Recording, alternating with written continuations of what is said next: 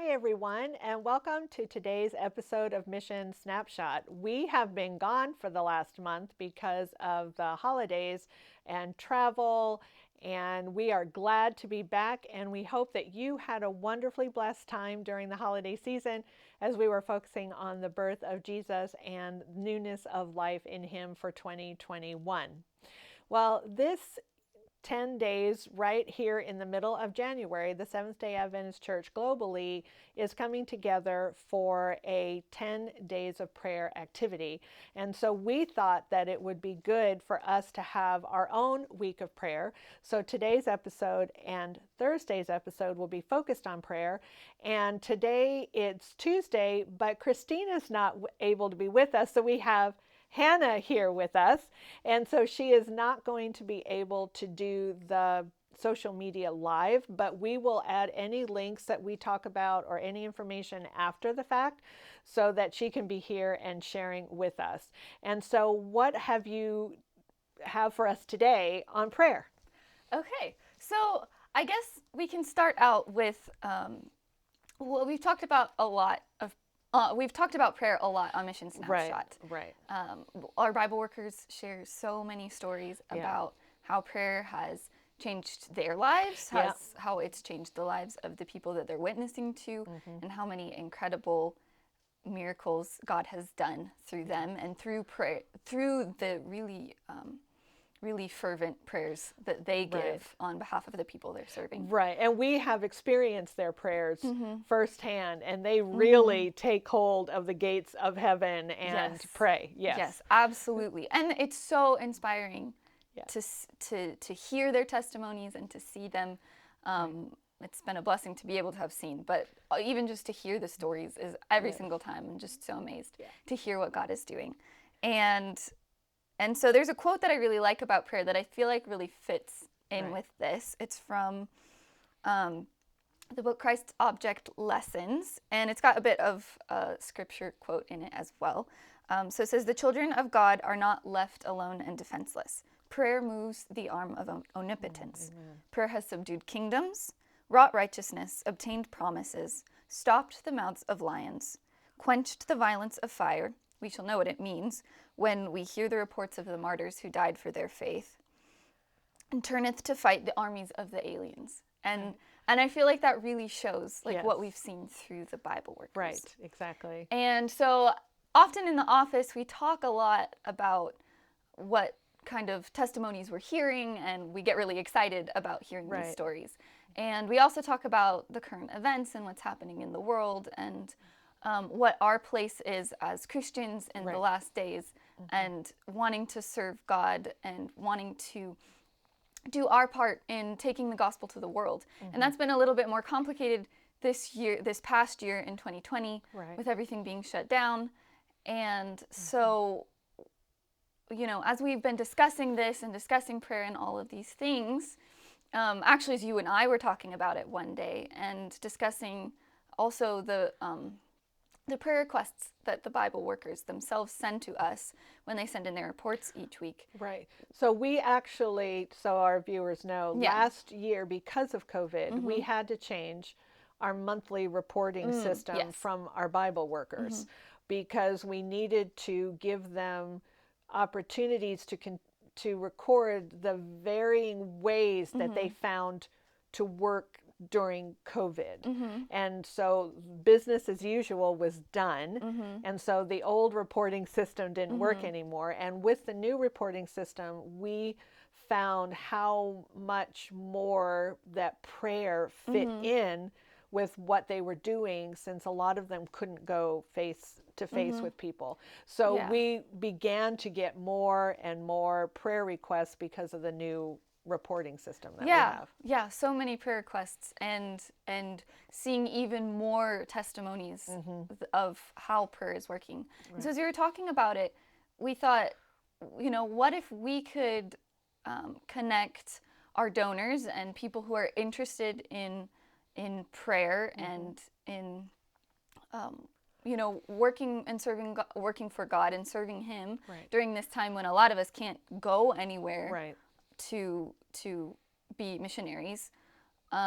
We're what can we do? And so we thought, why don't we invite people to join us as a part of a prayer team in order to connect them and us together in order to pray for these prayer requests from the Bible workers and all of the other ministry projects that we have going on. Right.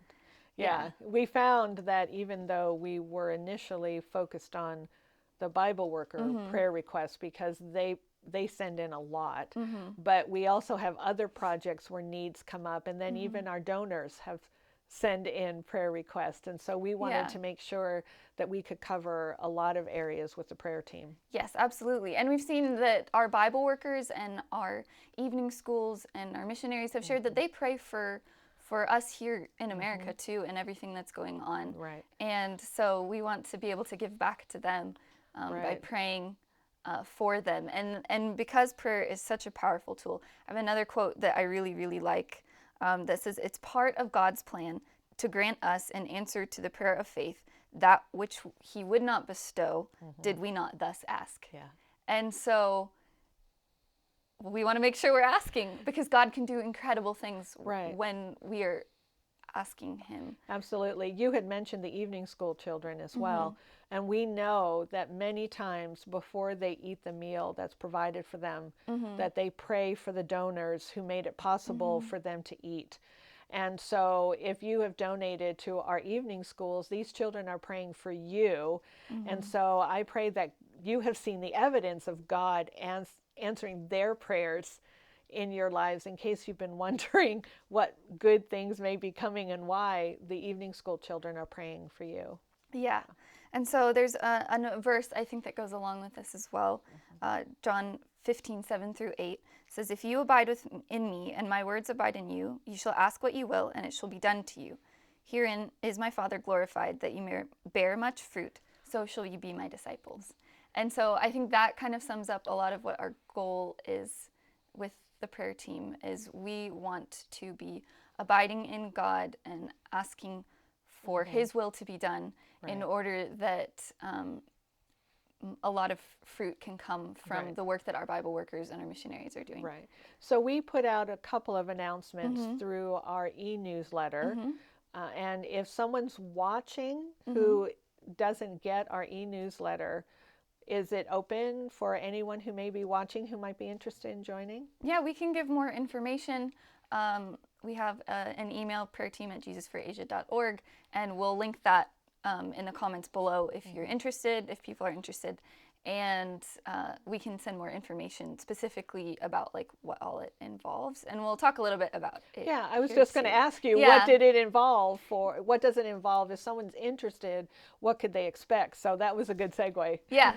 So the main things are, we're going to be sending out prayer requests each month from the Bible workers, so that the people can pray, and so each person will have a certain number of requests that they're assigned to pray for. And also they can pray for any of the other requests that we send as well, because they'll be getting all of them. But each person will have their own specific little set to pray for and to focus on each month. And then a little bit later in the month, then we'll have a Zoom meeting, so that about an hour long, so not too much time, but where we can connect together to pray for those Bible worker prayer requests, as well as prayer requests from the donors and prayer requests for the other projects. And if we have any special needs, we will send those out as well periodically, just so that everyone on the prayer team can kind of be apprised of, what the needs are. Right. So the time that we've selected for our prayer team is the third Wednesday of each month from 12 p.m. to 1 p.m. Eastern. And that is a pretty fixed time, because we do have a team member from Australia, and for him it's 4 o'clock in the morning. And so we were able to get that in on his calendar. And so if any of this sounds interesting to you, we are looking for people who are serious prayers, because we really want to make sure that the Bible workers' requests are prayed for. And so this would be a commitment to pray throughout the month and then join our call once a month. And for anyone who has been wanting to support mission work, but maybe can't go and do anything themselves, or maybe doesn't have the financial means to support in the way that they'd like to. This makes a huge difference. Oh, it does make a huge difference. And as Hannah mentioned, we will drop the email address for the prayer team down below. Please just send us an email with your interest, and Hannah will get back with you with further details. Anything else on the prayer team before we move on to some stories? No, I think that's it. All right. So we have a couple of stories centered on prayer. Okay. Yeah. So the first one is just one I think is really cool. And it goes back to what we talked about in the beginning, just the power that prayer has and how much God cares for his people. And I think it's kind of a fun story. It's a little bit different. It's a little bit exciting, I think. It was shared by one of our Bible workers, Brother John. He works in a village in the mountains on it's kind of surrounded by tea plantations. And this particular mountain is not only a tea plantation, but also a nature reserve. Yeah. And so in this nature reserve are leopards and tigers and elephants and monkeys and all sorts of creatures. And they've had instances before where people have been killed actually by leopards and different animals, and even to the point where sometimes they'd start getting off of work at like 4 o'clock in the afternoon or 3 o'clock in the afternoon, much earlier than most people get off of work, because if they stay out too late, it's too dangerous. Right. And so that's something that they're always concerned about. You know, elephants are herbivores. We generally think of them as fairly calm creatures, but if you find a lone elephant in the wild, it's a little bit scary. Right. And so this one man named Anthony, he was going home from work in the tea plantation one day, and he happened to run into an elephant, like really close to him. And he was a little bit nervous, like, what's this elephant gonna do? Is it I don't really know what this elephant it's gonna, you know, because it could be calm and fine, or it could charge him, and that wouldn't be good. So he didn't run, he didn't do anything. He just stopped and prayed to God to make the elephant go away. And before, like, as soon as he opened his eyes, the elephant was already heading in the other direction. I have to say that if you're standing in front of an elephant that you don't know whether it's going to charge or not, it takes a lot of faith to pray with your eyes closed. Yeah, it really does. Yes. You'd want to keep your eye. Is it gonna? Yeah. Is it gonna turn on me any second? But yeah, he did. He prayed with his eyes closed, and he had that faith, and God answered. Yeah. And he blessed it, and so it's just the response that was given from the Bible worker is just God is good all the time. That's right. Absolutely. And so that is just a really cool story to me. So this next story was shared to us by a Bible worker named Emmanuel, and this shows a little bit more the fervent prayers that are given. Sometimes it takes a while before things happen and changes occur in people's lives. Right. But when you're really dedicated and really pouring your heart out to God, He cares and He listens. Yeah. So Emmanuel works in a small village where there's a lot of alcoholism. And this alcoholism causes a lot of tension between families. Yeah.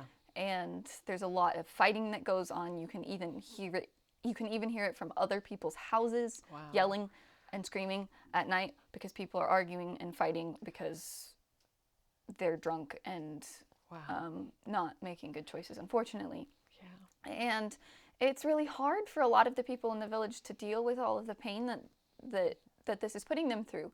And Emmanuel tried to share with them that, you know, maybe the reason why you're having so much strife in your families is because of this drinking problem. And they didn't really want to listen, sadly.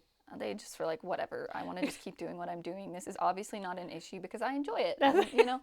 But one man, his name is Suman, he actually took notice of what he was saying and he listened. And when Emmanuel offered to pray with him, he allowed him to. And the men prayed for a while, and Emmanuel prayed for Suman for a really long time. And eventually, he decided that he wanted to stop drinking. Amen. And so he's been praying and trying to break this bad habit, and has noticed huge improvements in his family. Wow. Where they were fighting and yelling at each other all the time. There's peace and happiness, and other people in the village are starting to take notice. Wow. And so they asked, some of the other villagers asked Suman's wife, they're like, why is your family happy? They weren't happy before, but like, what's making them happy now? And she's like, this man came and he prayed with us, and he prayed for our family and for my husband. Wow. And that's what's changing our family, and that's what's making our household peaceful. That's so cool. It's just really encouraging to hear how God is answering these prayers.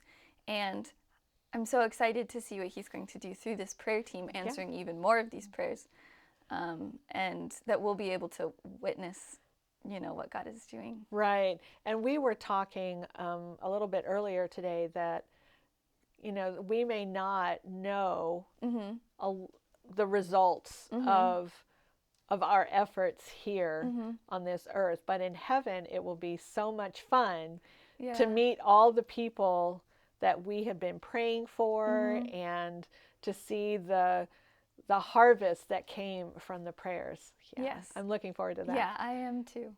That's very cool. Well, thank you so much for sharing. You're welcome. And again, we will drop the link down below for the email address to the prayer team, so that if you're interested in learning more, go ahead and send an email to that address, and we'll get that done as soon as we can get the video posted up.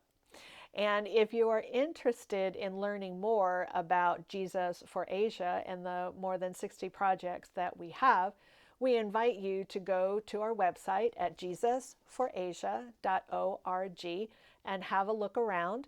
And if there's something that resonates with you that you would like to partner with, we would welcome your partnership. But more than anything, we do covet your prayers. And so if you would pray for the projects as you're looking through, we know that God answers those prayers. If you are watching this on YouTube, we invite you to subscribe to our channel. If you're watching this on Facebook, we invite you to like our page. That way you will get notifications of when we go live again.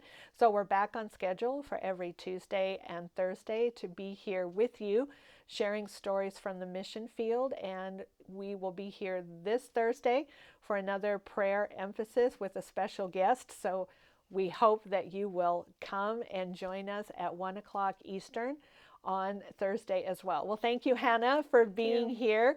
It was nice to have you, and thank you so much for filling in for Christina, who couldn't be here. And thank you for joining us. This has been your Mission Snapshot.